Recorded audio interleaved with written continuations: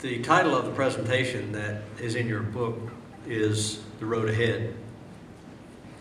And the road ahead for the national organization really is to enhance our ability to represent the profession of surveying. And I say the profession of surveying rather than simply professional surveyors, because those two things are intertwined but not necessarily exclusive. The ones of us who hold licenses to practice in whatever states we reside or work, whether we reside there or not, referred to as professional surveyors because of our license. But we also know there's a lot of practice out there that goes on that has a professional component to it that may or may not be practiced by those who hold the license. And that's one of the reasons we've been a part of this summit all these years, frankly, is to demonstrate that the professional nature of what we do in the surveying industry, I hate to use the word industry, but I will, is very, very broad. It's not restricted. And unfortunately, a lot of people think of what we as licensed professionals do as being restricted to a small component of the overall profession. So the road ahead for the National Society of Professional Surveyors is to be representative of that entire broad profession of surveying, not just those who hold the license. A lot of work is going on now to rewrite some of the bylaws we have, rewrite some of the criteria to make sure that it's clear that anyone who is involved in our profession has a place in the national organization. Some people have tended to think that hasn't been true in the past, although even our current bylaws allow that to happen. So we just want to make sure it's abundantly clear. The other thing that is critically important as we move ahead in this national organization is not a new concept. It's just one that we haven't been able to capture yet, and that is unity. If we look at any group of people who advocate for one thing or another, the thing that makes them strong is unity and all working toward a single purpose or purposes. We've not been able to capture that in the national organization for a really long time. And there are varying reasons for that. Some people say, I get all I need from my state society. And as a member of a number of state societies, I can certainly attest to the fact that we do get a lot from our state societies, no question about that. But there are a lot of things that happen in and to our profession that expand beyond what's in our specific state.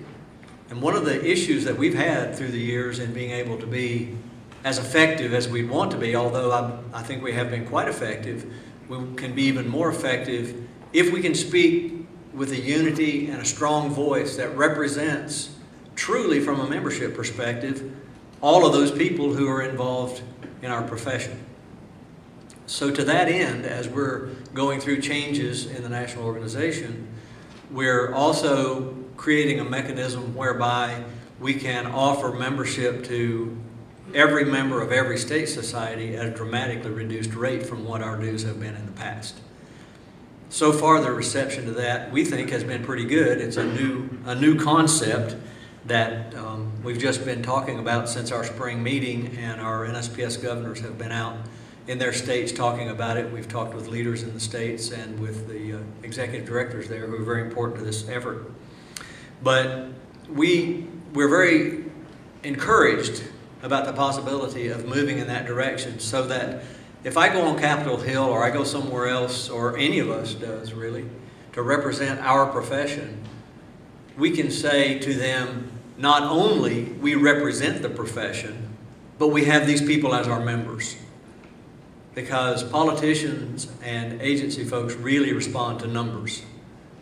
So if we can say there are 25, 30,000, whatever the number is, of licensed professional surveyors in the country, as well as others who are practicing in the profession at some level, and those people are members of our organization, it has a whole different tone to it than simply saying we represent them, which is true, but if the numbers aren't there, maybe we're not as believable.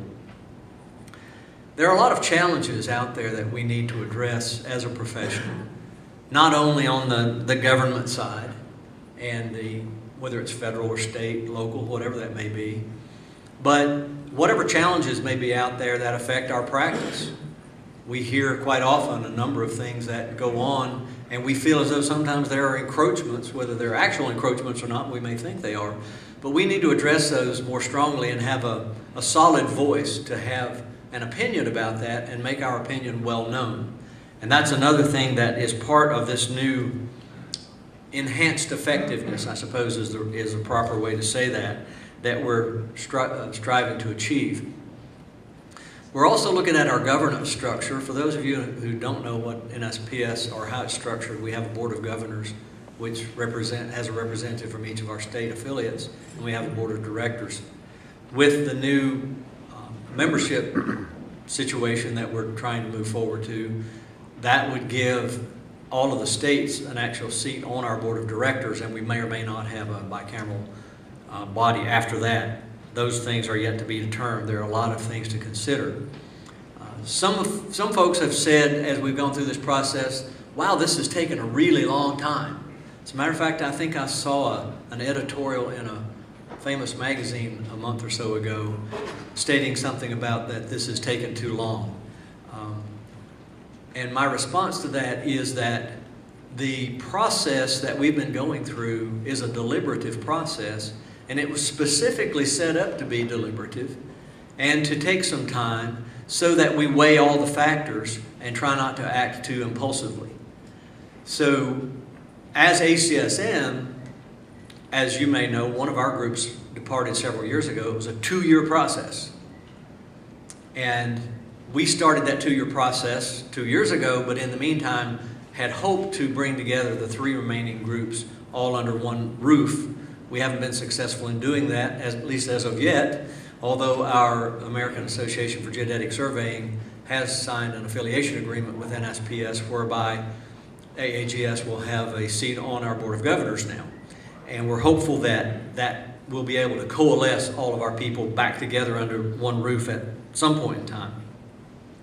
The merger process of bringing this corporate structure of ACSM and NSPS together under the Maryland corporate structure of NSPS has also been a deliberative process, not necessarily intentionally, but once again, when you're dealing with the entities in both Maryland and DC, ACSM is incorporated in DC, Maryland, and NSPS in Maryland, and on advice of our lawyers, we're going to the Maryland structure. That's not the only reason, but it's certainly one of the reasons.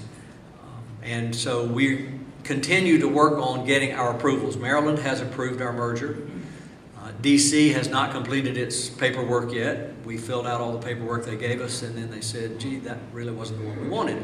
So would you please fill out another one? So we've done that, and hopefully that's going to be taken care of very shortly. And we've moved our office to what I'm told is the center of the surveying universe, Frederick, Maryland. As you may know, 2 of the 3 national publications are located in Frederick. There's a lot of other things out in Frederick that are beneficial. Particularly for us, from a cost perspective, it's very beneficial to move out to Frederick. So as of this past week, all of our facilities are moved to Frederick, and we're operating out of that new office. And we'll hopefully everybody gets that information. As with any move, we've had our computer glitches and our system glitches and all the other things that go along with getting everything structured properly. But truly, it is the purpose of the National Society of Professional Surveyors to be more effective than we've ever been in the past at representing our profession, whether it be with government agencies, whether it be with other entities with whom we interact. NCWS, for example, we're very active with them. You may or may not know that we are the lead society for the evaluation for accreditation of all surveying geomatics programs in the universities when they seek accreditation or reaccreditation. Those are the types of things that we feel the surveying community should be involved in very, very directly and be the people who make decisions and provide the proper guidance as we move forward to strengthen our profession in surveying. So I hope that we will be able to win the hearts and minds of all of those who are part of our profession and are so critical to the success of our profession at every level, but clearly on the national level. If we are successful in bringing all of our people together, not only do we get strength in numbers, we get strength in more and better ideas. It's never a good idea when only a few people are talking about the issues, and we need more and more people to be involved in that. And I realize, being a surveyor myself, that sometimes we're not really good at that. Sometimes we say, well, I just don't want to get involved, I've got plenty of things to do. But the future down the road for the profession of surveying is in our hands. And it's up to us, not only as the national organization, but as surveyors in general, who need to participate in making sure that that road is one that serves the public well and serves the profession well.